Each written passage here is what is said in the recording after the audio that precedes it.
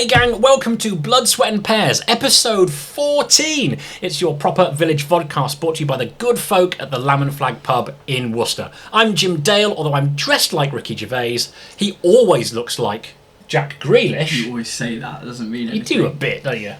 It's Sam Rhymes. Hello, dude. You're right. You okay? I'm very good. How are you? Yeah, you're all right till I mention Jack Grealish. I'm fine. Yeah. My head's I'm on pregnancy watch with you. I'm just waiting for we're ticking away, aren't we? Oh, right, yeah. So I was a nervous wreck last week. We had a couple of false starts with the old baby number 2 situation.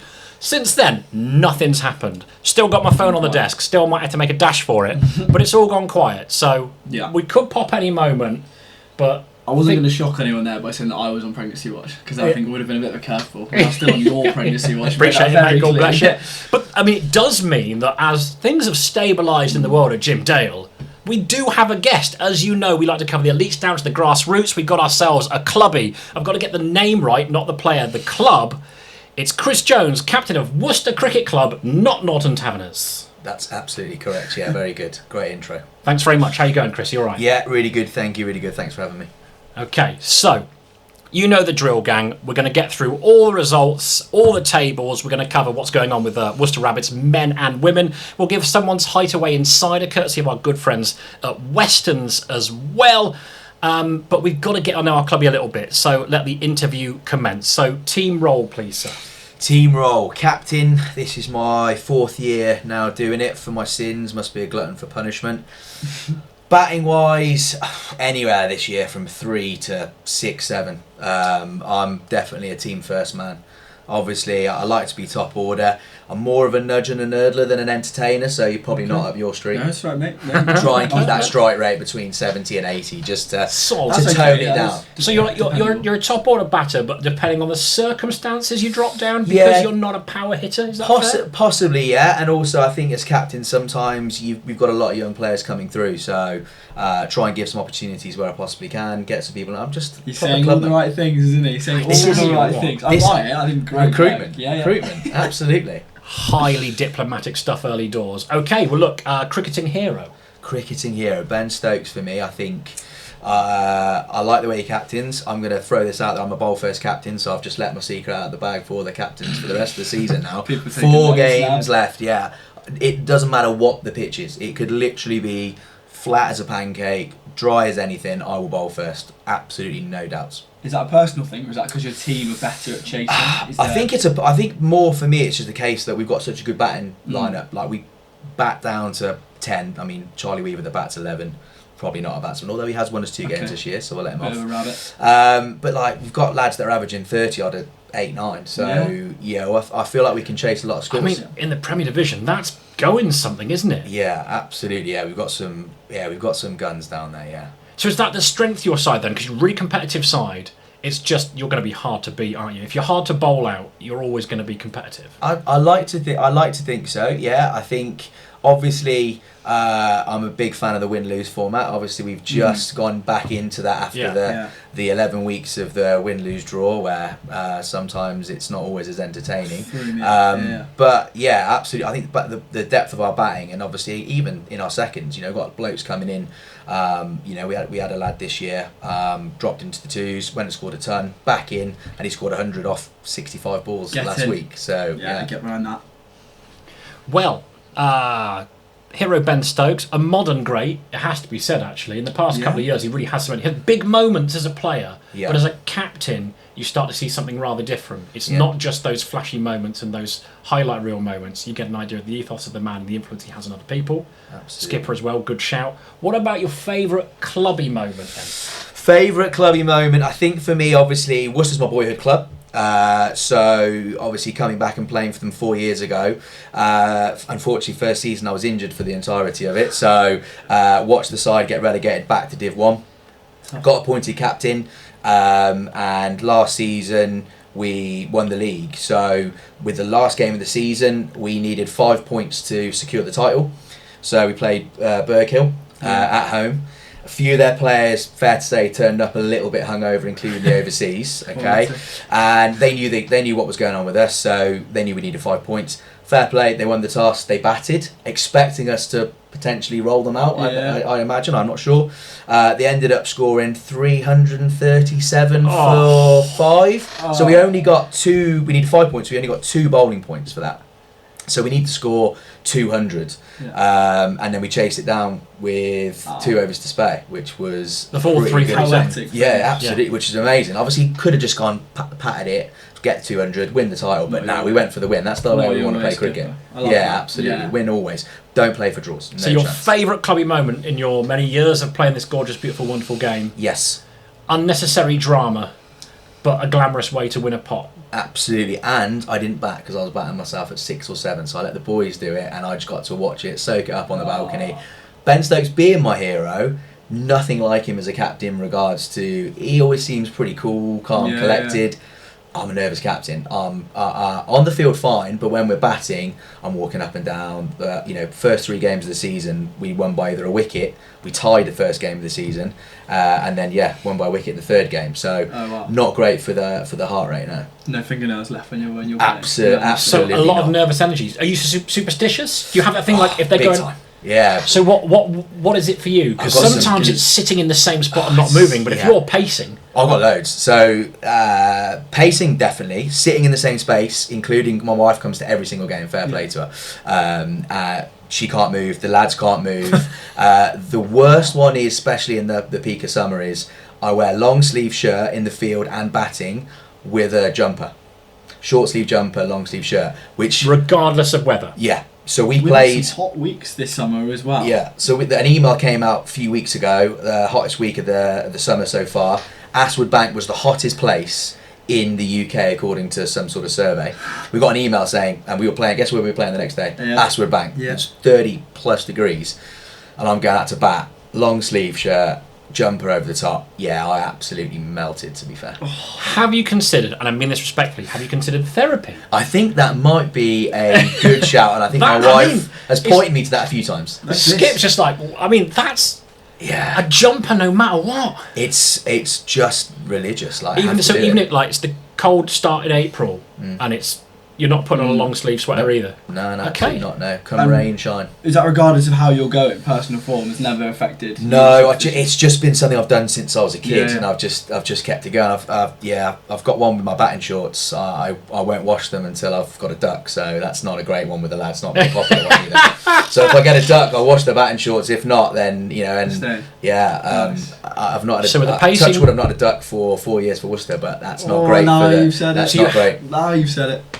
So with the pacing, the sitting, imposed sitting of others, the jumpers, the shorts and the washing and everything else, like how do you keep up with all this stuff? Is it all in here or have you got a spreadsheet? Well, it's a lot of admin, Skip. Apart from that, I'm absolutely fine. Apart from those, I'm absolutely fine. So I mean, imagine what I'm like to live with. Yeah, my poor wife. Oh no. I will say that in fairness, out of all the looks in terms of long sleeve, like I can't. We were talking about this earlier about short sleeve with batting. Never be me. I think long sleeves are bowlers more with their jumpers. So I respect the look. I think the long sleeve and the tank sweater is my preferred. It's like I always like a white floppy hat in the field. Okay, I'm a white floppy hat no matter what. Brim. 100% brim. Yeah, nice. But here's the thing. I think cricketers, we each develop our own look. You agree? Yes. Agree? Yeah. Because I won't go to that degree. My life won't fall apart if it in there and I've got to stick a cap on or something like that. I'll change it. But I've got a preferred look and I'd like to stick with it if that's all right. Absolutely. And so we all have. It's your look. There you go. Jofra Archer wearing a bucket hat in the field for Southern Parade the other day. Yeah. Love that. True. Yeah. I'm a big fan of it. No? Are we anti? I like it. I don't know. I'm not against a bucket hat. I'm a certain vintage, which means that bucket hats first time round were kind of cool when I was a kid. Yes. I'm not sure about something about an England player in it. I think it's different. I'm not a traditional man. Training into I understand there's a bit of hesitation taking it onto the pitch, but if that's the way the game's going, then I'm absolutely for it. Yeah. Sartorial elegance in the world of cricket. We didn't think we'd get here, but we have, and that's a beautiful and wonderful thing. Right. Jonesy, good to have you. God bless you. Shall we shift into the professional world? Yeah, we can do. So both the men and the women in Metro Bank fever. It's everywhere. I'm going to start with the women first. Absolutely. Because, Derbyshire got a right good going over. They got what a performance. They got absolutely... Yeah, I think there's 380 in 380 for 6. They went... I think there was... So, Claire got 112. Sure did. Brian, he got... I'm testing my knowledge here. Gilgrass 65. 60. Sophie Beach got 60 odd. Gwen Gwen Davis, Davis 78. 78. It was the top order just went to Yeah, town. yeah, It was an absolute demolition job. It was, yeah, and they played Derbyshire a lot of times this year across both formats, and they've had mixed fortunes. But to go out there, they kind of just the perfect day. It seemed like the platform was set, and they bowled with aplomb as well to get the job done. Yeah, 171 run win. Yeah, shout to Jess Beach. Those hooping in swingers. I 4 for couldn't 26. believe when I was watching it how much it moves. It comes out of her hand and it literally tails right back in. You know those big boomers that Tom Taylor bowls. She bowled. That's her stock delivery. Yeah, man. yeah. Like it's unreal. Yeah. No, she got great things. Hannah Hardwick got a couple as well, back Yes, on loan. yeah. Former Rapid. The team's got a nice shape about it. It's a bit more balanced. They struggled when they had people going away on short-term loans and pulled out for pro contracts and stuff, but it's got a nice feel, a nice balance to it. I think you're seeing that. In the results. It's gone well. 2 for Bertie, 1 for Cherms. Gwen Davis bowled 1 ball, got a wicket. Oh yeah. I've never seen Gwen Davis bowl. And then I'm not saying she I didn't know she can't. could. No, neither did I. No. Gwen, Exactly. sorry, didn't know. Item. And she raised the ball up as well when she came off. I loved it. She went like that. To win the game, what a legend. World class. Friend of the show, of course. Yeah, very good Gwen friend. Davis. Yeah. So 170 run win for the women. Yeah. Lovely stuff. The men, they've been very busy. Great wins against Hampshire here. Yep. Really impressive professional performance. Yes. Really good job at Derbyshire as well. Awesome job at Derbyshire, yeah. And then came on stuck. Gloucestershire were really impressive on Sunday. Very I thought. composed. Brilliant with the ball. Very well. Their first 10-15 overs of the ball were almost like watching a county championship game. They were relentless with their lines, lengths. They made scoring very difficult. Bit of a two-pace wicket as well. But yeah, I think the first time in the competition this year you've maybe seen just a proper square off between two sides at the top. It was first meet second. So Worcestershire have gone really, really well. Derbyshire chased down 300, and then just came unstuck a little bit on Sunday. But well within the rights for qualification for Gloucestershire, rather like Worcestershire, haven't lost loads of players to the 100, so it's pretty much similar. It's like Worcestershire, they have a squad where the Red Bull squad is very similar to the White Bull squad, so that everyone knows their game. I think Worcestershire will be disappointed, won't they? They're better than what they showed, but it does show the amount of quality cricket still on show in the Metro Bank. Do you know the biggest take? Jonesy is nodding his head in appreciation. Absolutely. Have you been watching it? Have you managed to get much in? I haven't been down, but I just catch it on the highlights. Obviously, sometimes we're looking after the little ones at home on a weekend or whatever. I get to watch some of the highlights on Twitter and stuff. So X, I should say. Sorry. But yeah, like we've got a really strong side this year, and I think we've made a really good start. So we've got to keep that going. I think. Also, the buzz around the place is so good. Massive. There's something so unique about it. I think everything goes about the blast and talk about the blast and how like this kind of partisan feel. There's an unbelievable crowd. Gloucester brought a load of people down. They were singing Trent Bridge, LA all day. Like it actually was buzzing. It was really good. So yeah, not the result. See, this is the thing. Well, we're not going to dive into the restructuring of cricket for next season. But look, we've never played Gloucestershire in a T20 cricket match, and that is mad. Going to happen next year. It's going to happen next year, and Gloss is a good away day as well. Bristol. If you're a Rapids fan and you do the away days, I've not done many, but they are great fun. Yeah. Really good trips. Glamorgan here up next, and Surrey as well. We'll get onto that in contractual obligations when we try and flog your stuff. That's what we do. Yeah. So you still feel this side, strong side. You still fancy us to qualify. Absolutely, yeah. Especially, I think it's so the top two from each side go straight through, and then second and third play off against one another in either group. So you've got a very good chance of going through. They'll probably win one. You win 5 games, I think would be enough to get you through. So with 3 to go, you should be. And Laskin as well at Derbyshire. He looks like a player. We've got some good young cricketers coming through, gang.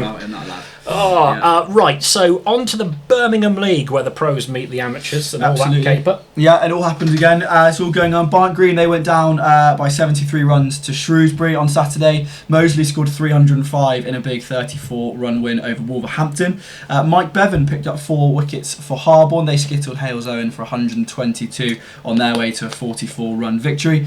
Nolan Dorridge, they've been near the top the whole way through. They handed out 120-run thumping to Berkswell in a very polished team performance. And 95 from Vreecher. Aravind saw Ombersley overcome Himley by 54 runs. 111 from George Rhodes was in vain. Barnard's Green, they went down by 72 to table toppers Smethwick, another team that have been there and there around. Bumpy Rhodes' lad, George Rhodes, isn't it? Formerly played here. Steve Rhodes' lad. I'm sure that's George. He played here. Went to Leicestershire for a while as well. Did he? Yeah, talented cricketer. Big name around here. I should know that really. And then into Div 2, it was rising star Dan Latigan, who we just mentioned. He got to work with the ball for Kiddie in a 216-run win over Coventry and North Warwickshire. Remix. He returned figures of 4 for 6 from 4 overs, so pretty tidy. I think he bowls offies. I'm not sure, but yeah, tidy. 4 for 6. Yeah, it's amazing the psychology. A bowler comes on, you take a wicket early, and if it's your day, and everyone just starts getting nervous around you, going, I can't get out to this lad. 4 for 6, well bowled. I'd like to know with these guys, when the lads from Worcestershire go and play in the Birmingham Prem, and you might even know this having played in the Worcester Prem, if people are aware of, they must know who they are, if they've got a bit about them, that's the big one to get, or he's... 100%. But what a great sport cricket is. I mean, how many other sports, if you're a footballer, you're not going to turn up on Sunday and playing against Lionel Messi. No. Do you know what I mean? Imagine just rocking up and facing a pro cricketer. It's just... No, the sport's it's like wicked, it. Unbelievable. There's so many names, isn't there? Every week someone comes on, there's another name that they've played against or been playing with, and it's... and ex-players as well that we've covered a fair amount, like Gareth Andrew and Alex Milton again, who was a former wicketkeeper batter here, who went big for Bromsgrove. Yeah. And so that is all listed about, and names from the past, and we get plenty of names for the future as well that we've picked up on this show. Yeah. It's been an education, Sam, hasn't it? Right, I'm learning a lot. Because you say names and I have no idea, and you look at the guest who's inevitably older than me, and they go, oh yeah, and I go, oh yeah. Less of the older. I got no idea. Not just you, mate. Sorry, we've had some youthful. You're a pair of youths. Sorry. It's all good. Yeah. I'm sorry, I broke your flow. No, that's fine. No, that's the only other result I had was that Starbridge went down by 47 runs to Dorridge without the null. So yeah, that was 1 and 2. Dorridge without the null. 1 and 2 done. Well, you know what that means, mate, isn't it? Oh yeah, we're on to the big stuff here, aren't we? Premier Division, and as always, we like to start the big time Jonesy. Yes, sir. We start with our guest side. Your lot went all right, didn't it? It did, yeah. Against the Plums? Yeah, we had a good start, took some early wickets. Won the toss, conveniently bowled. That seems to be in keeping with what I said earlier.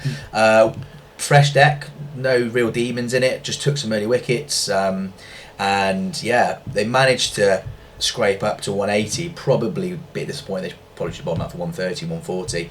But they've got a good side, Pershall. They've got some really good cricketers there.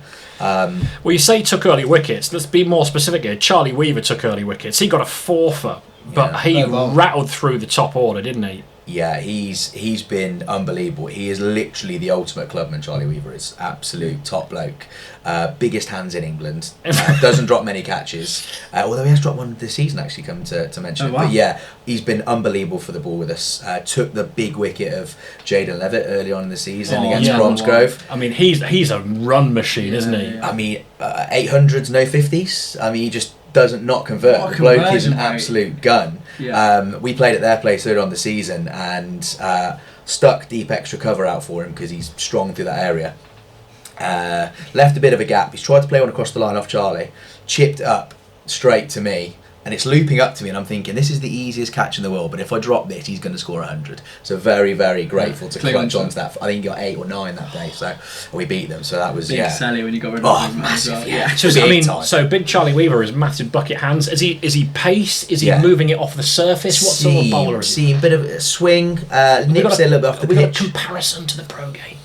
Wow, pro game currently, I like him as like a Ronnie Irani if you want to go vintage. I like a bit of nostalgia.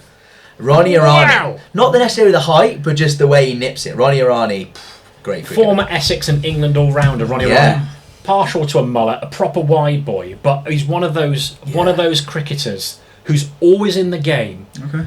Good hands. He can run people out. He wasn't necessarily the best mover in the field. Yeah. But he was kind of a bustling seam bowler. Yeah. More medium fast than fast. Strong goatee as well, by the looks of it. If this is the right guy, I'm looking at. That's the right guy. Yeah. He looks more handsome there, doesn't he? Yeah, absolutely. Ronnie Irani, great shout. Yeah, I know. Well, just a bit of cricket nostalgia for you. That's throwback. Bring the noisiness out. I like it. 100%. But yeah, great top bowler. He's been great for us this year. So. Well, it's not just him that got a 4 for those. So Zain Hussain. Yeah. The beautifully named Zain Hussain, 4 for 41. Very beautifully named Zain Hussain. So what's his deal then? He's had a couple of mentions this year. He has had a couple of mentions. Yeah, he's been in the twos the last couple of weeks. Called him up. Obviously proved good selection, takes a forfeit. Happy days, always good for the chairman of selectors when that happens. But yeah, I think the most disappointing man that day was Luke Deeprose. I think how many wickets did he get? Never heard of him. Yeah, well, what did you refer to him as the other I day? don't know, I've never heard of Hipdrose. Hipdrose, yeah. 49 wickets, is it this year, did you say? 49, yeah. He became the first team's leading wicket taker of all time on Saturday. And he's chasing down, since the Prem, it used to be Div 1, but 7 years ago it became the Prem. Most wickets in a single season, 53, I think Taylor Pugh. He's chasing that down. He's got 4 games to get 5 wickets. Drop him! This is the commitment he's going to, right? So he's getting married next week. He's getting married on the Friday, and his wife, shout out to Abby, is letting him play cricket on the Saturday against Bromsgrove. You can chase it down. He's going for it big time. He wants that. I love it. Look, you have to say Royalty. that whatever you want to say about Luke Deeprose, and we can say many things, you have to give a moment of appreciation for an entirely understandable wife. Cricket widow. What a legend of a woman. Running on the Friday as well. It's unbelievable. Luke is a lucky man. Are you playing the next day as well? Yeah, 100%. Yeah, I'm doing this. I'm best man, so I'm doing the speech. So I've got my wife's sense checked it, taking a few things out. Yeah, as you can imagine. Yeah. And then he's limited me to a couple of beers. So big game against Bromsgrove, because obviously we're 14 points behind them in third and they're second. Well, yeah, we'll get to the other games in a minute. We'll go straight to Bromsgrove. That is commitment. Yeah. Well, look, I think, there's an element of individual glory, but actually in what you've been talking about and what we hear a lot from guests, Sam, isn't it, is that this isn't... It's cricket and it isn't. It's camaraderie, it's community, it's being with your mates. It's like a shared goal and a bit of purpose, which I think might sound a bit tossy, but I'm going there, like with young men, need a bit of that. There's something really enriching in life that... Yeah. Where else do you want to be on a Saturday? And well, clearly not in a church. We're getting married. Yeah. This is more important than getting married, which is world class. Obviously, I love spending time with my wife, but yeah, love to spend time with the boys on a Saturday, and I love just sitting on the balcony, watching a bit of cricket. Obviously, it's great score runs, catches, wickets, win games, but that moment you sat there, you're watching your team bat, and you're just having a bit of chat, and unbelievable. Yeah, love that. Lovely stuff, right? So skittled for 180. There are a few other wickets knocking about. Luke got a couple to finish things up. Now the chase, not quite according to plan. No, well here's the thing. It was Stephen Miles, who Wilco did mention, was an angry little man, but a really effective bowler.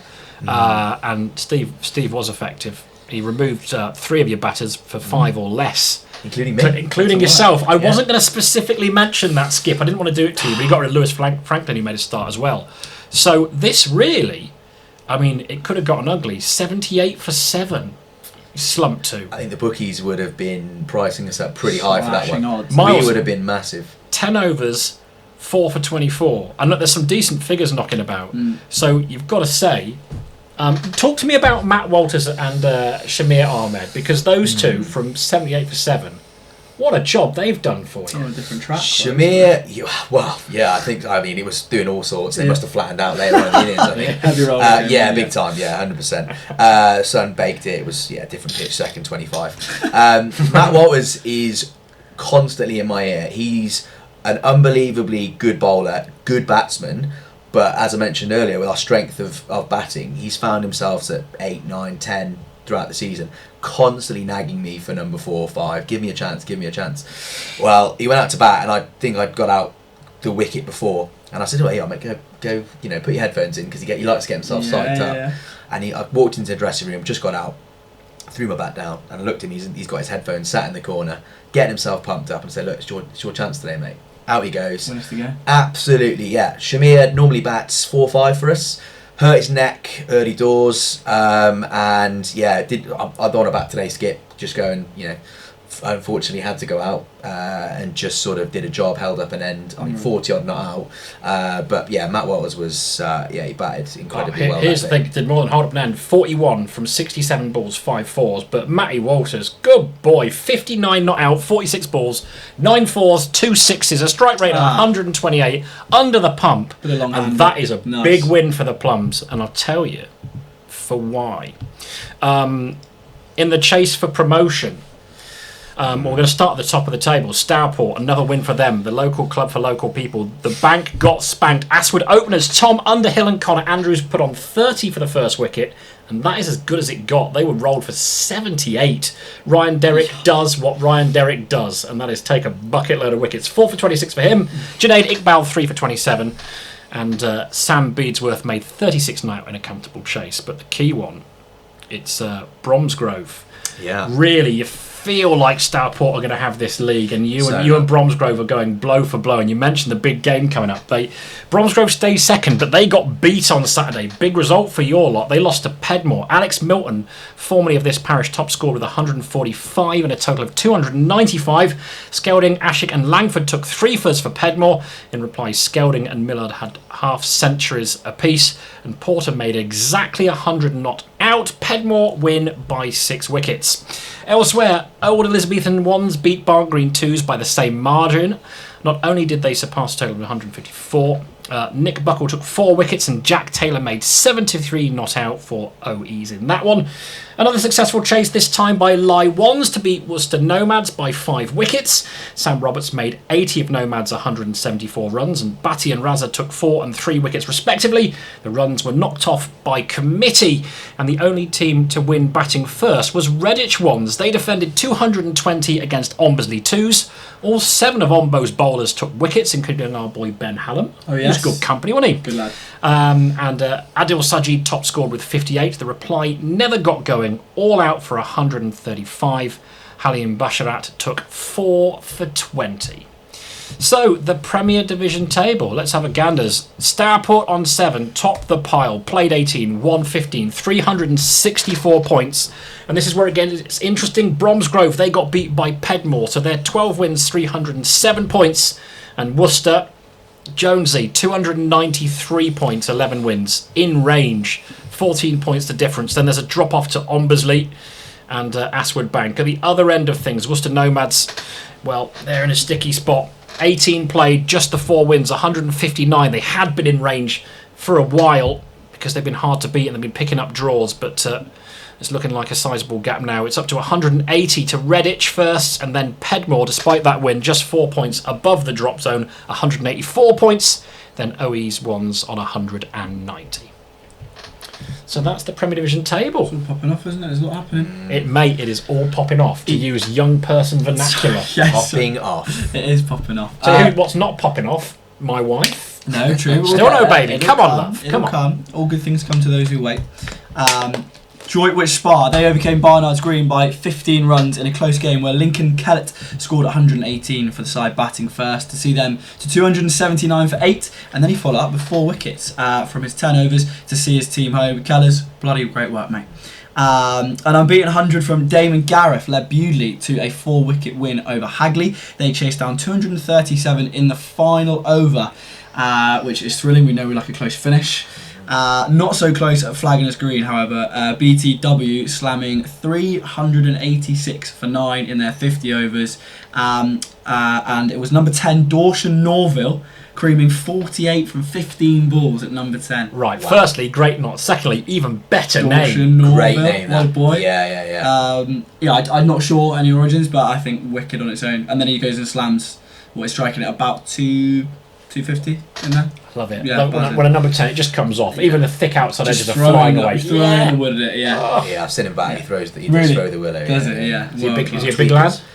No, not necessarily. He just throws arms. Yeah. Last year we played against them twice. Yeah, and he bowls tweakers, I think, from memory. Yeah, So. just goes hard at it. I He love goes it. hard. We like a lower order riposte. Love that. It goes a long way. Something special about it. So they dominated Bromyard, who were all out for 99 in reply. Unfortunately, Netherton, they cruised past Halesoe in seconds by 6 wickets. The man we talk about every single week, changing lives, changing mine for the better every week.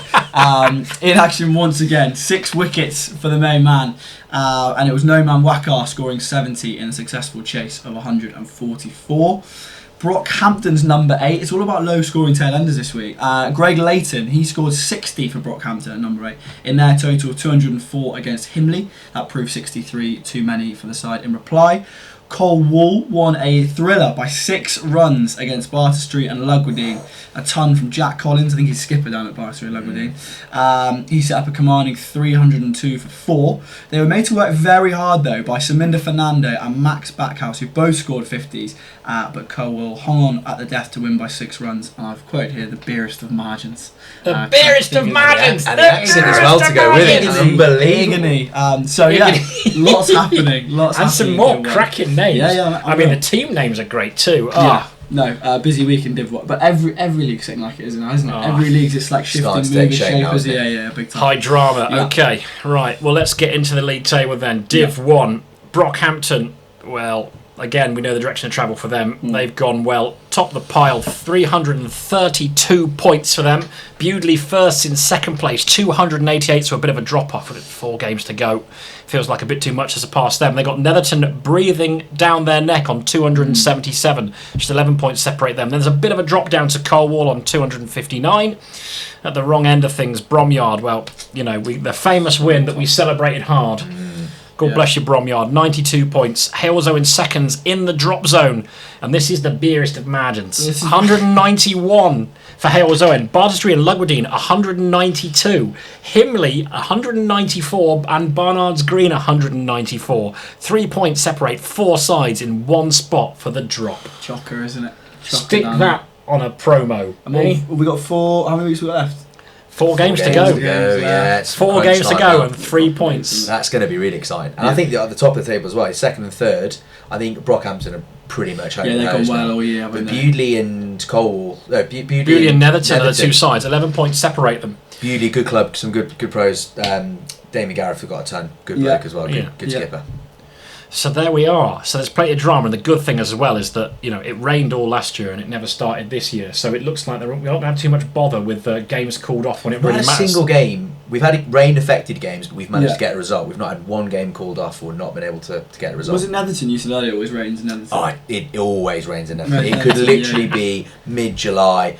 Leave my house, it's 28 degrees outside, sun, ice creams, the whole shebang. You go to Netherton, as soon as you drive up that hill, turn in, it starts raining. It's great. It's always raining in Netherton. It's raining. It's always raining runs and wickets for Ashish, isn't it? Yes, it is. Every single week he's doing something. Unreal. Right. All right, let's do Div 2, and we'll start at the top of the table. Bell Broughton versus Coombs Wood. The Bells made 261 for 8. The Hawk made 50. Kamani Sexius and Jack Patchett took 3 fers. The Wood finished 27 short, 9 wickets down, despite the aforementioned Patchett hitting a 29-ball half-century, batting at 10. Get in there. Yeah, go on, lad. Kamani Sexius in the wickets. He's been without him for a while. Bit of a dry spell for the sexy man. Yeah, beautiful stuff. Pun intended. He's never had a dry spell in his life, has he? He's never had a dry spell. Yeah. Line 2 successfully defended 231 against Aswood Bank 2's. Harjaspreet Singh hit 102. White and Needles took 3 fers. The Bank made 215 in reply. Barry Gilgrass top scored with 52. Wow. So half centuries on a Saturday and a Sunday. Great she's done in the 2s as well. She's going well. Yeah. Nasser Ali and Raja Yanazeb had 3 fers of their own as well. From here on in, it's successful run chases. Jamie Oliver, not that one, made 152 not out as Rushwick surpassed Alvechurch and Hotwood's first innings total of 297 for 5. Jack Williams made a century of his own in a losing cause. Adil Mirza, now he's having a good season. He's all of a sudden, he popped up about 5-6 weeks ago and he's been an absolute monster. So he made 100 not out and Ed Bayliss 75 as Chaddesley Corbett made 248 for 7 first up. It wasn't enough though. Old Swinford chased them down with 4 wickets to spare. Tom Slater top scoring with 70 not out in the chase. Bromsgrove 2's recorded a 4-wicket win over Kidderminster 2's. Kiddie made 220 batting first. Gomez Vincent, another strong name, scoring 56. James Sargent taking 3 wickets in the process. Skipper Alistair Hickman anchored the reply with a 50 of his own. Others around him chipped in. The win was secured with an over and a half to spare for Bromsgrove. And Lawyer Firm Alert, Wakar, Nazir and Iqbal all hit half centuries as Netherton 2's, where it always rains, set Breedon 303 to win on Saturday. I forewarned you about this, Sam. 303 was set. 304 to win. Seb Sukup made a mockery of it. How about 193 not out, 21 fours and 7 sixes? Do it on your own, son. Wow. To get 304 to win the game. But like that's. I get someone anchoring the innings, someone to bat through. Not like 193 is like just doing it on your own at that point, isn't it? We've seen some dominant stuff, like you've made 100 chasing 180 and the other guy's got like 40. Yeah. But that's absurd. Did they knock it off? Did they get that? Yeah. They did. I didn't know. Yeah, I they checked did. out when you said Seb Sukup. I started dribbling. Yeah. This is good. Yeah, you made 193 not out. It was Wow. he absolutely cruised it. Unreal. Next That highest is a score was strong about innings. 30 odd. Yeah. Yeah. Top bloke. I think a few blokes Where does he bought a beer that bat? night. Where does he come in? He was opening. He's opening I think. top, Yeah, he's yeah. got But he's one of those guys. He just does whatever he likes. Good with the ball. Skipper's got all week. I'm going to set this field to him. He plays these shots. I'm going to do this, and then just. Yeah, he's been on Frog Box choose Play, it. looking at his stats and looking where he hits the ball, and then he just comes out whack, Choose here, the there, and parts, everywhere. yeah. Sorry, Just some people, they're good cricketers and everything else, and you have natural people of certain natural abilities, but he's just a cricketer, isn't he? You can tell he can just do everything. Yeah, very good. Yeah, I bet he's a good-looking bloke as well. That strikes me as that kind of annoying. Hey, guy. look, Seb, come on the show, dude. Yeah. You know what I mean? Because Spud started this. It's episode 1. Spud was telling us about him. Long time And ago. that he's one of those just sort of like iconic league cricketers that everybody knows and everybody respects because he's just the guy. That Freaks good. won't forget kind of bloke. The goat. Seb, 193, Wow, that's that is absolutely quite chase as well. unreal. You'd love to be a bowler in that team, wouldn't you? Because no matter how badly you mate, go, Seb's 100%. got a good chance of knocking something off. 100%. Nice one, Sebo. Right, Div 2 table. Bell Broughton, top of the pack, 293. Coombs Wood in second, 262. Netherton, where it always rains, 244. Then Alvechurch in fourth spot, 235. At the other end of things, rather more tight, Chaddesley Corbett had a recent decent run of form, got beat this week, of course. 164 points. Ashwood Bank 2's difficult for them, 173. Then up to Kiddie 2's 188, and Lie 2's on 190. So Chaddesley Corbett not out of it. They did get beat on Saturday, but they had a couple of good results of late. So they're not a million miles away, but time is tight. But that's the Division 2 table. Adil Mirza is a good player. He played. He was obviously we got promoted from Div 1 last year. They got relegated. Opening bowler, pretty sharp as well, and he can bat. He can hit it as well. He can biff it. Yeah. He's had plenty of name drops with both bat and ball. Yeah, he'd be a great player for that standard. I would have thought. On to Division 3 then. We had a high-scoring thriller between Himbleton and Brockhampton 2s as 360 played 350. James Mann was indeed the man. His 121 anchored Himbleton's efforts, but they only scraped an 11-run win. Lots of 30s and 40s saw Brockhampton ever so nearly pull off a pretty stunning chase. You feel pretty gutted when you're getting 11 runs short of that total that size. I know you mentioned the other week about if you were to be involved in a game where you lose at a tight margin, you'd be like, oh, do you know what? It was a great game anyway. Which I dispute. I think if you get that close, I think you with those, what it comes down to is it's going to be little things like who dropped a catch or where's the sloppy fielding.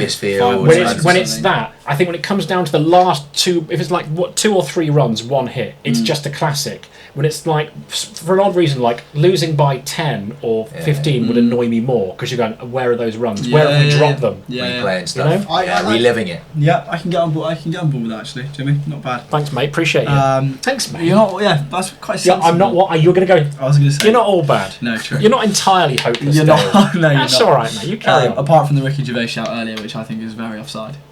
Do you reckon? I think so. I don't know. Martley, they use 8 bowlers, pretty unorthodox captaincy from Christian Mulvihill, but it saw them to a 2-wicket win over Cookley. So you know what you're doing, Christian. It was him and great skipper. Isn't he? Good I don't know. But 8 bowlers. I mean, that's some going. You know when you read through the bowlers and you scroll, and it kept going and going, and it was like 1 over 2 spells. Wicked. But your chopping and changing worked. It was him and Owen Birchley did the bulk of the work for the team, chasing 251 to win, even after Paul Thomas hit 130 red for Cookley first up. Don't let the batters settle, mate. Keep changing it up. Yeah, well, that's Little clearly spells. it's the modern way. I like it. Enfield Staffs, we know how they've been going this year. Their openers gave the middle order a rest. They knocked off 161 set by Feckenham with 10 wickets still intact. S. Tonks finishing 90 not out at the end of that one. Stourport on 7 eased past Worcester Nomads by 8 wickets in a game that saw Wood and Hatfield come together to score 70s as they raced to the target of 180 with no stress. 5 ways they overcame Old Elizabethans by 43 runs with a 9th wicket stand between Nabil Tahir and Ashan Razman of 57. proving the difference for 5 ways. Wow. So a standard 57, winning by 43. That really was where the game was won. And then Tahir came back out and got to work opening the bowling. He took 5 for 23 from 10 overs to skittle oldies for 168. So a very tidy day out. He's had a cracking day, isn't he? To the point which that wicked late order stand doesn't actually mean anything. No. Take 5 for nothing. Doesn't matter, does it? Ball up. Cheers, lads. No problem. Feel free to chip in whenever you want. And Avencroft put the Skids under Droitwich Spa 2s in their 106 run win, with Duncan Roke, another name we keep mentioning, scoring 84 in a team total of 281 before Josh Cound took a 6-foot to wrap up a big win for Avencroft. Lovely state of play in Div 3. Yeah. Right then. Tasty. Well, as you mentioned in your beautifully worded roundup, Samwise, Thank you. Enville, we know what they're doing, we know what they're saying. Top of the pack, 340.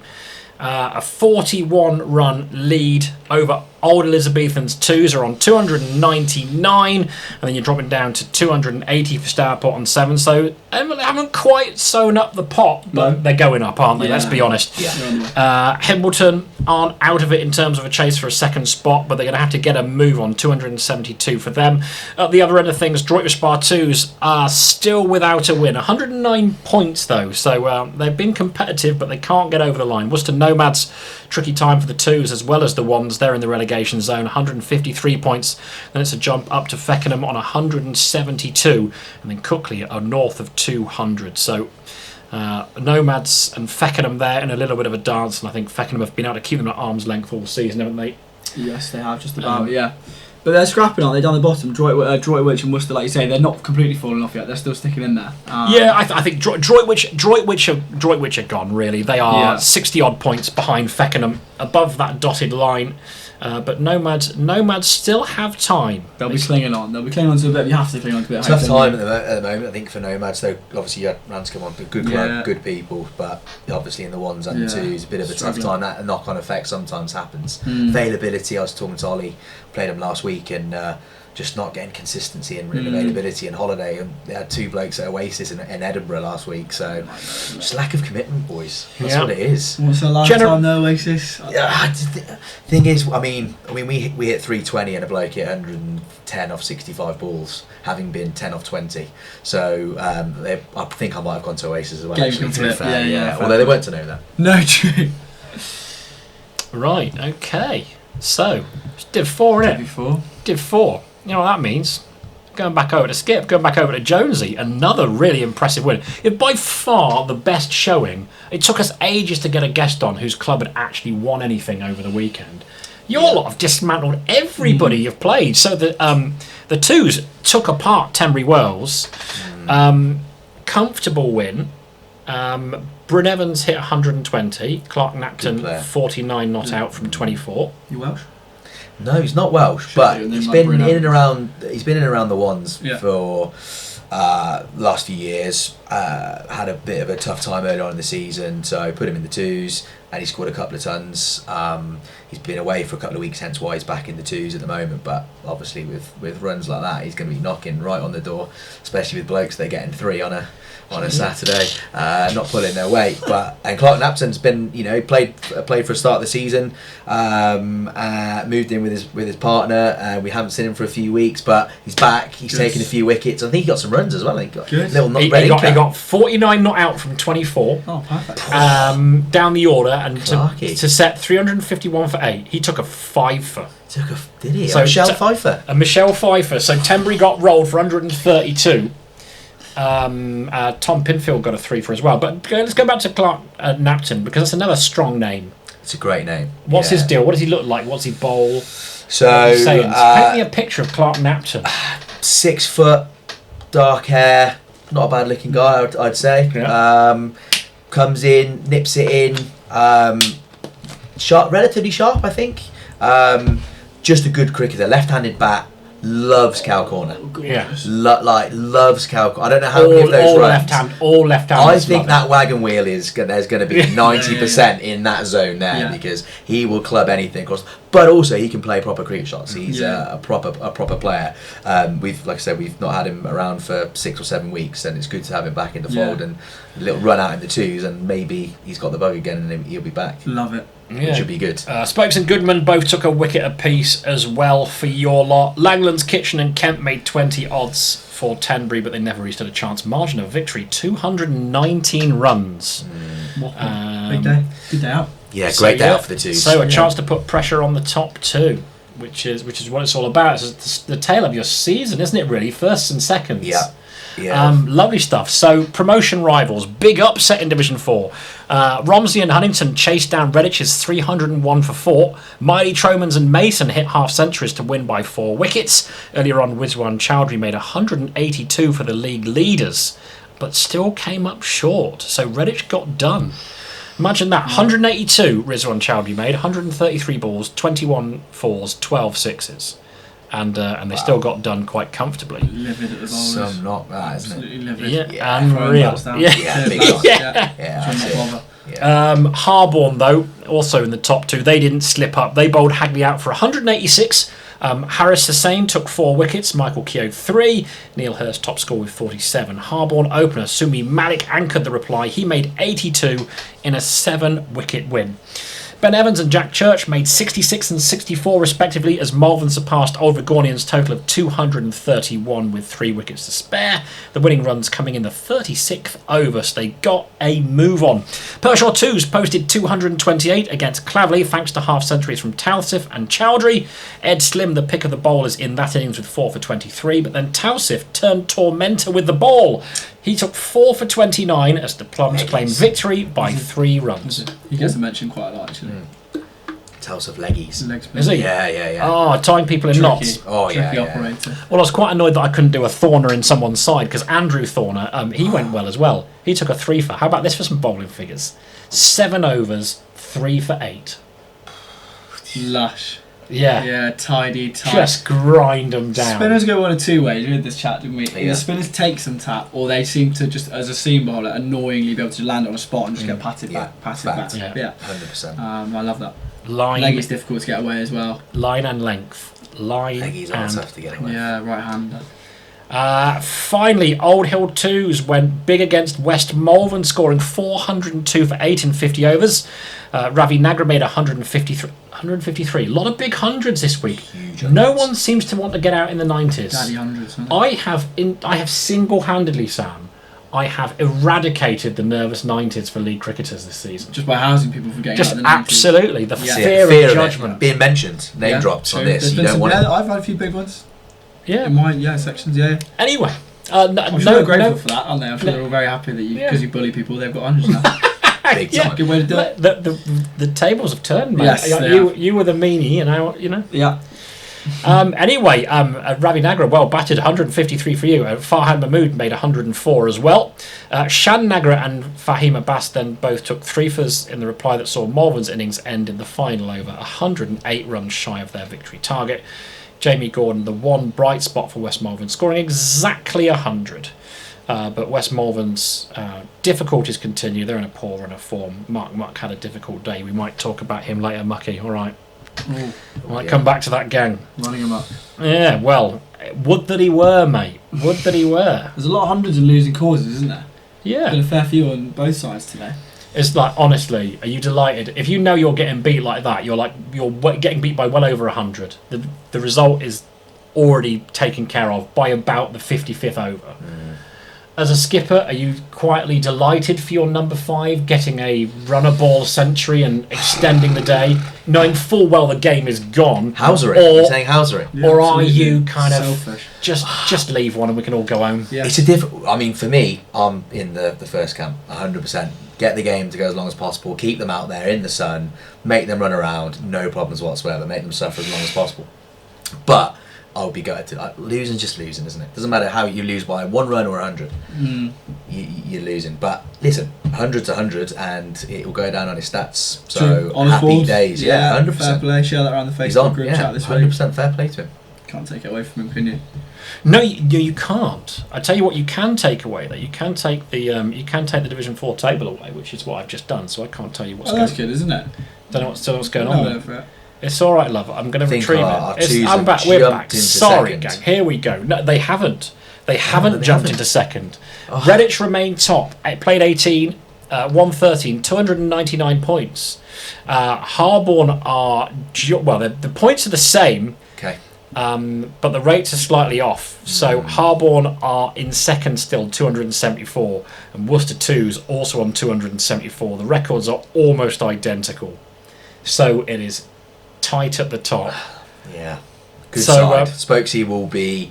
I spoke to him on Saturday night after the game. He is desperate to get the boys promoted. So yeah. I'm confident they'll be right up there at the end of the season. They've been closing the gap in fairness, haven't they? And big thing this time of year.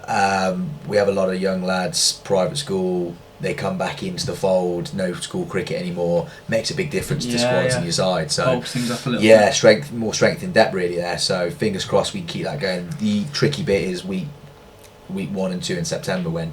Rugby or whatever if they play that's the thing. But the next 2 weeks we've got them. So. But for now, God bless the posh kids. Go on. All right, okay, so it's the top 3 really in Division 4. Let's go to the bottom of things and again, it's the most competitive bottom end of any division, I think. Tenbury Wells are in last place, 157, but this is going to go right to the wire. West Malvern, 163, then above the dotted line, Claverley, 168, Hagby up to 193, and you feel like they're probably safe. So it's 2 from 3 most likely, and they are separated by just 11 points.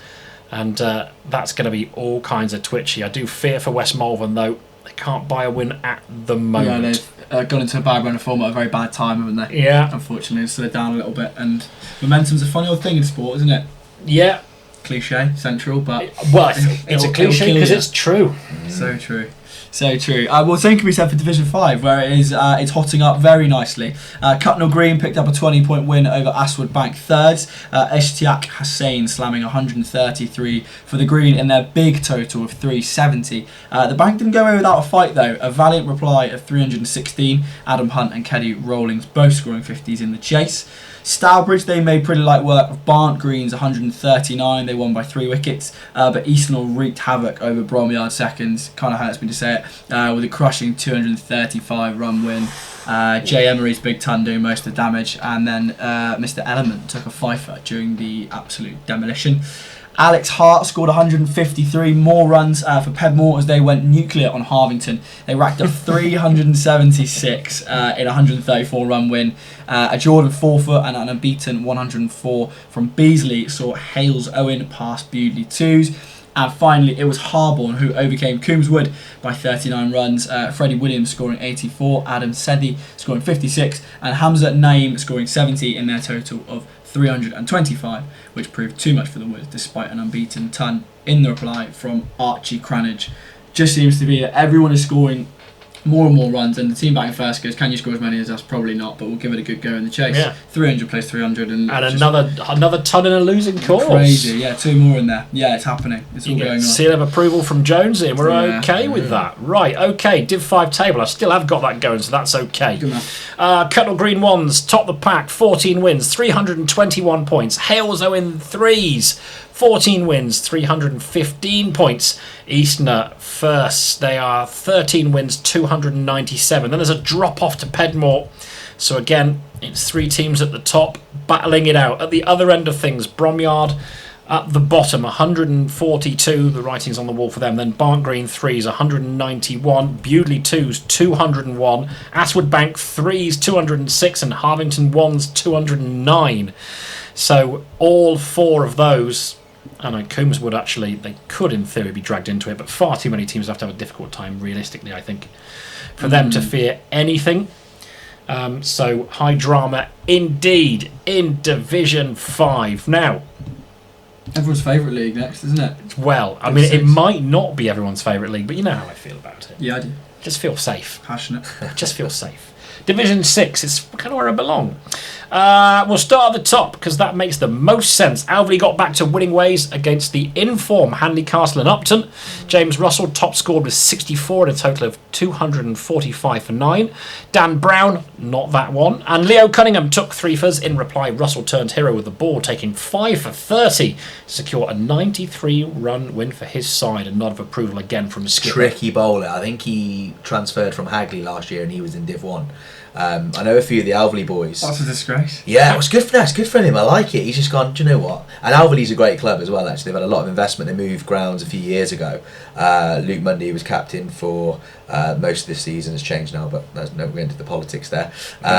Good bunch of lads. And potentially the retirement plan for me and Luke Deeprose, apparently. Like they are. Because Luke's involved. He does the All-Stars cricket there. And he's obviously, when we get into the 50s and 60s, we'll just lob up a couple of left arm off spinners and bat, and that's the retirement plan. You're planning on growing old together, and that's adorable, Skip. Well, look, that's his retirement plan. My retirement plan is he's getting married next year. I'm retiring in a few years. I'm done. I'm not gonna trudge out. I want to trudge out into the I want to play with my son when he's a bit older, but in order to do that, I need to almost preserve myself. Yes. And then come back in 10 years when he's old and wheel myself back out. But the Alveley boys, it's a good cricket club, and There's the headline from tonight's show, isn't it? Skipper is chasing a promotion charge. He's going to leave clubs and go somewhere else. So I'm definitely not saying while that, pointing out that there's the player playing in Div 6 that was playing First Division last year is a complete and utter ringer. Just skinny bowler. Pitches outside. Good shout, Ramsey. Pitch outside leg. Pitch outside leg, swings away. You always play across the line, just nips away. He's just tricky bowler. Didn't know he could bat. Well, I think I could bat in Div 6 if I was playing in Div 1 the year before, in fairness. I think you'd be alright as well. Yeah, I think dropping down 5 divisions. I fancy my chances of being somewhere decent. Russell! Anyway, that bombshell, well, we've learnt a lot again. We've learnt a lot from you, Jonesy. I like it. They've also an official retirement plan. It's not my retirement. It's Luke's. That's it. Yeah, no. The chairman will be. I didn't mean it. The chairman will be ringing me later after the game. I'm staying. Don't worry. It's fine. We could have a firing, our first ever BSP firing. Yeah. Be like headlines just going big time. Yeah, Chris Jones removed of his post after scandalous interview on Daft Podcast. Dragged through the mud. Right, okay, Russell, you're all right. You're safe with us, mate. If this is where you belong, it's where you belong. But big shout out for him as well. I love that. Yeah, big one. Colwell skittled Stourbridge 3s for just 94 to record a 146 run win. Lucas Ricordan took 3 wickets while Jackson Heath made 81 as Colwell continue their promotion push. Berkhill, Tillington and Weebly 2s lost ground on the top 2 at a key point this season. They were turned over by Old Elizabethan 3s. BTW skipper Clive Chahandi hit 117. Again, a nod of approval from skipper. I'm coming right over. Tell me about Clive. Clive Chahani. He's gotten a few mentions. I didn't play with him, but he used to play at Worcester. Just a top bloke. Like plays cricket, always smiles. And whether the team he's playing for 300 for none or 80 for 9, he just always plays a smile on his face. Left-handed bat. Just a top bloke on the scene. Yeah, I love that. Like and then I love that he's still churning out runs as well in the lower leagues. I love that. Still got it. No disrespect to the lower leagues, obviously. No, this is my vibe. This is my jam. Well, and also it's just good to have a Clive out there as well. Proper name, Clive. Clive Jahani. Good on you. 117. They set an imposing total of 316 for 8 in 45 overs. Half centuries from Ali Shaukat and Sadat saw Owies home in the 34th over though. So that's a 4-wicket win. And that's going at 9.5s. That is unreal. Start the car, get on with it. Yeah. And they would have been at the other end of the table had they not been deducted a sizable amount of points. 100 plus points, was it? 115, I think. Yeah. Let's not ask any questions about that. No, we don't know enough to participate in conversations about it. Don't Stuart Lampett ringing me about this, so no. I've got no idea. No. Yeah, well played.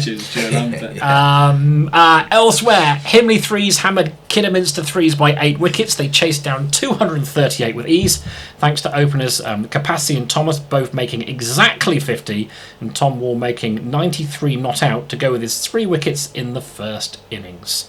Our boy Jacko came in at 4 and made a quick fire 34 not out. Did he? Yeah, good old Jacko. Isn't he, skipper? Good old Jacko. Takes the reins, he's that kind of guy. I've got so much time for Jacko. Yeah. Right, Ben Hansford and Tom Many both hit half centuries, and here's a name, Rick Wigley. took a 5-foot as Bell Broughton 2s beat Cookhill by 13 runs. Finally, I was pretty sure that Paddy the producer was asleep, by the way, gang. He was yawning away in his chair as we've been doing a hard graft. Yeah, isn't he? He's not been he's just woken up because Rick Wigley made him laugh. He sounds like a 1990s American footballer. Anyway, Bell Broughton 2s beat Cookley by 13 runs. Finally, Rushwick 2s beat Bromsgrove 3s by 86 runs. Rich Bull hit 59 not out and took 2 wickets for Rushwick in that one. I think we might be revisiting that game later. Oh, Rushwick. Yeah. We might be tapping in. Yeah. It's a controversy. There's a knowing look from our boy Sam Wise. I suspect foul play. Right, Div 6, let's look at the table. Alveley stayed top. It is tight at the top, though. They've been top pretty much all season. But some indifferent form means that Colwell have closed the gap. So it's 312 points for Alveley. Colwell in second on 310. So the championship is yet to be decided. Then there's a bit of a drop-off to BTW in third on 74 and Rushwick in fourth on 73. At the other end, the writing's on the wall here for a couple of sides. Kidderminster 3s, 92 points. Bromsgrove 3s, 124. But here's where it gets interesting. Hanley Castle and Upton, despite defeats on Saturday, have been in good form. They're on 180 points. Stourbridge thirds, they're on 189 points, so 9 points separate them. OE's 3s on 203, but their position is a false one because of the point deduction. They'll be far too powerful to worry about dropping out. So Hanley Castle and Stourbridge, 9 points between them to decide the third relegation spot. And Hanley Castle have been decent in recent weeks. They had a few revival runs, haven't they? A few of the lads getting runs at the top, yeah. So I guess they'll be hoping they can just continue picking up points. Now the win, you've got to win your games when their offers are presented to you, I guess, to take your chances while they're there. You've only got a few left, haven't you? Yeah. Must be like a real foot manager tonight in like relegation zone cliches. That was eating off the cliches. Love that. Game with 2 halves, just lump it up top and just let the big man do his job. But unlike football managers, you use the past participle correctly, so you haven't said could have went. So I hate that. I hate that so much. That annoys me. And you haven't started anything by saying, yeah, no, obviously. Yeah, true. Yeah, no, obviously, difficult place to come. Credit to lads and all that sort of caper. Anyway, things hotting up. Stourbridge and Hanley Castle. Fight. So that's Div 6. Of course, there are many more divisions beyond that. But we haven't got time to check it. We've got lives to lead. But do let us know. And if you want to let us know about what's going on with your club, what went on that weekend, good performances, daft performances, people not adhering to certain codes of conduct so we can shame them, we're particularly into that, then give us a shout. And you can do that via email. And the address you want, gang, you're smiling already, look, is media@wccc.co.uk. That's media@wccc.co.uk. And if you want to be like Jonesy and just come on the show, get involved, we can do a deep dive in your club. Drop us a line there. Way more preferable as well. Yeah. Good bloke as well. One of my favourites so far. Yeah. I'll take that. Yeah. Thank you very much. I mean, look at your face, you mean that as well. Yeah. That wasn't broadcasting bluster, you meant that. I sent an AOB in. Lewis Franklin sliding over the covers in a rainy day against Pedmore. Yes. He's popped up recently on Aswood Bank's Frog Box as well. We played away there a few weeks ago. In the evening we had a Mexican party. Lost his wicket early, and unbeknownst to us, the camera's there. He's just walked around the corner in his full Rey Mysterio Mexican wrestling outfit, and on Frog Box, about 20 overs in, just pops his head up, and he's just got this Rey Mysterio mask right on. in front of the camera. Yeah, I was going to send it in, So but I thought good. it's too much. He does things like that every week. Lewis Franklin is one of those blokes in your team that he's mad. He's Logan Van Beek, isn't he? He just does things that make you laugh, and he's just a good bloke to have around. Good cricketer as well. Bit of adhesive in the middle of the side, gives you an outlet. When Worst chat in the Worcester League by a mile. Yeah. Just says that. I mean, he sledges his own team. He'll Luke will bowl a wide. I'll give him some criticism now. But Luke will bowl a wide, and he'll say, "Oh, great line, Dippy. You found your line now." Just stuff like that. Do you know what I mean? Just one of those blokes. You just you love him in your side. Yeah, so good. Big Top fan. bloke. Oh, that's quality. There's a little reminder not to take yourself or life too seriously. Big time. No. Big time.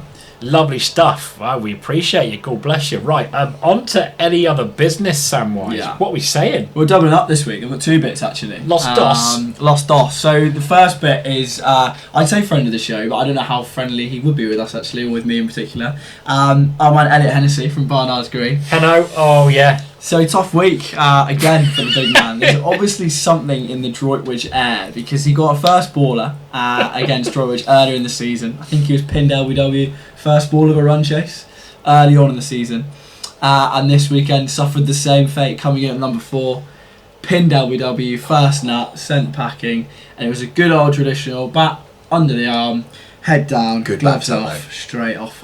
So yeah, I enjoyed watching that. I'm sure he wouldn't have enjoyed the experience, but I got real pleasure out of it.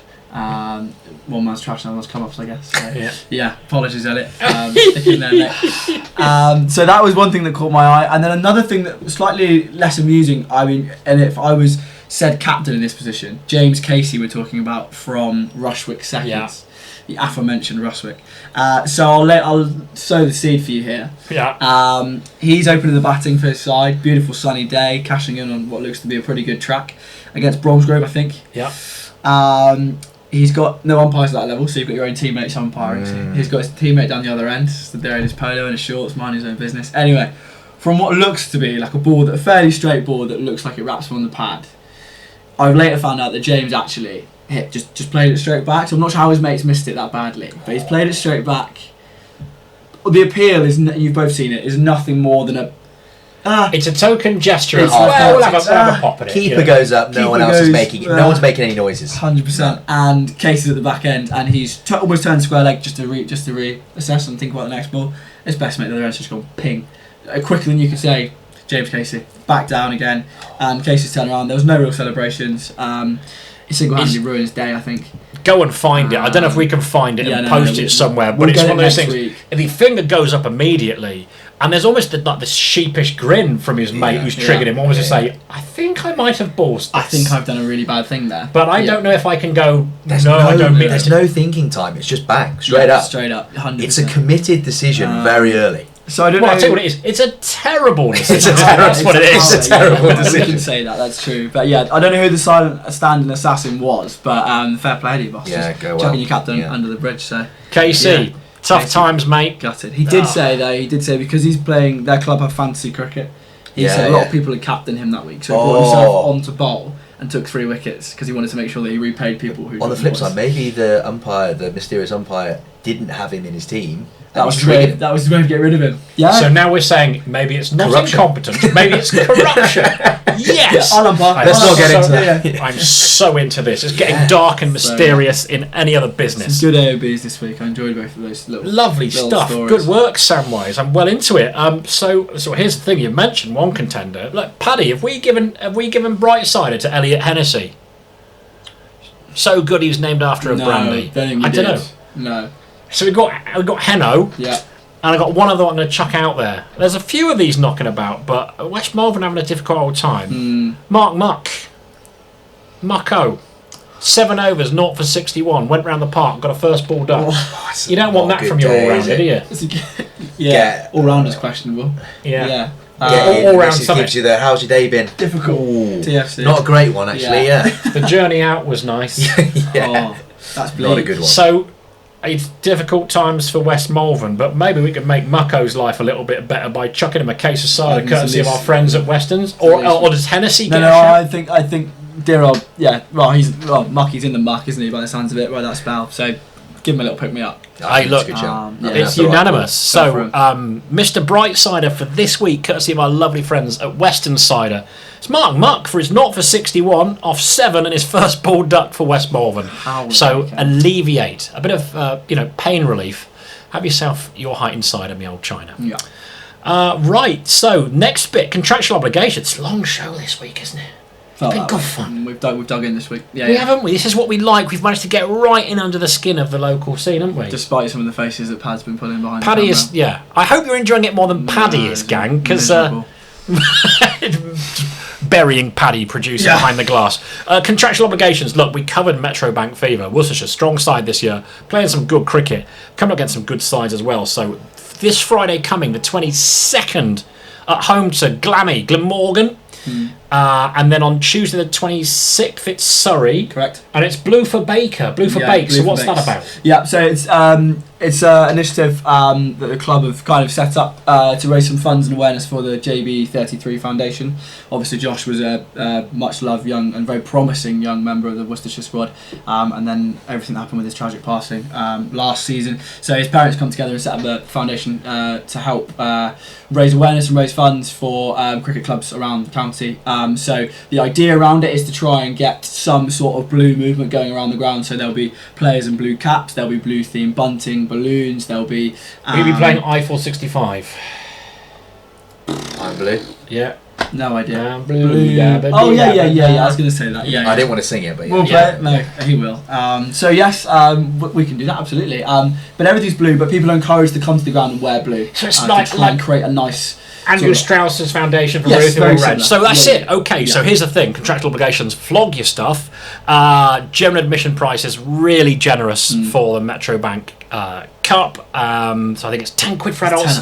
Kids are a quid, which is an absolute bargain. So Glamorgan on the Friday, Surrey on the Tuesday, the 26th. So if you come down for the Surrey game, come and get involved. The weather is still gorgeous. Get some blue on. And make yourself seen for Josh Baker, because as you say, Sam, a charming, funny, lovable young man that we'd all rather was still here, but as he isn't, we can make sure we're seen on his behalf. Raise a few quid, get yourself on that there interweb they have now, find yourself some general admission prices, some really good hospitality stuff as well, again generously priced for this competition, which is shaping up to be a good one from a Rapids perspective. And I think, in amongst all that, I think we might be done, gang. Save the important business of a cap presentation. As you all know, that this daft little show is supported ably and wonderfully by the good folk at the Lamb and Flag pub in Worcester. And as such, they've furnished us with some rather fetching headgear, individually numbered per episode, and so it gives me great pleasure to say, Jonesy, God bless you, thanks for hanging out. This, sir, thank you very much, is for you. Appreciate it. Gem. Top Absolute man. gem. While Cheers, you put guys. it on, do you want to just quickly talk about what's happening at Worcestershire CC? Yeah, CC? thank you. Just very Yes, briefly. great, thank you, appreciate that, as I completely forgotten about it as well. So this Sunday, Bank Holiday Sunday, we've got a charity day at the cricket club, so Worcester Cricket Club versus the Old Boys. So we've got raffle prizes, a Ben Stokes signed test match shirt, bride and car shirt, gym memberships, lots of different stuff. And as part of that, I'm walking 15 miles with these biscuit knees to the ground. So starting at Droitwich Cricket Club, making our way to Ombersley, then to OE's here, and then up to Worcester, and then going to try and bowl a few overs and maybe bat a little bit after that, and a few beers as well. So if anybody's around, obviously we've got that on Sunday. Okay, so it's Sunday and it's in Norton. Yeah. Around Norton Barracks round there. So where do people need to go? Let's get some numbers for you. So the Worcester Cricket Club, Gordon Jones Memorial Ground, WR5 2PP, starts at 1 o'clock, game starts at 2. Like I said, bar's open, raffle prize on all day, barbecue, lots of different stuff. So hopefully get a good turnout, raise some money for two good causes, myasthenia and the National Autistic Society, both close to the club's hearts as well.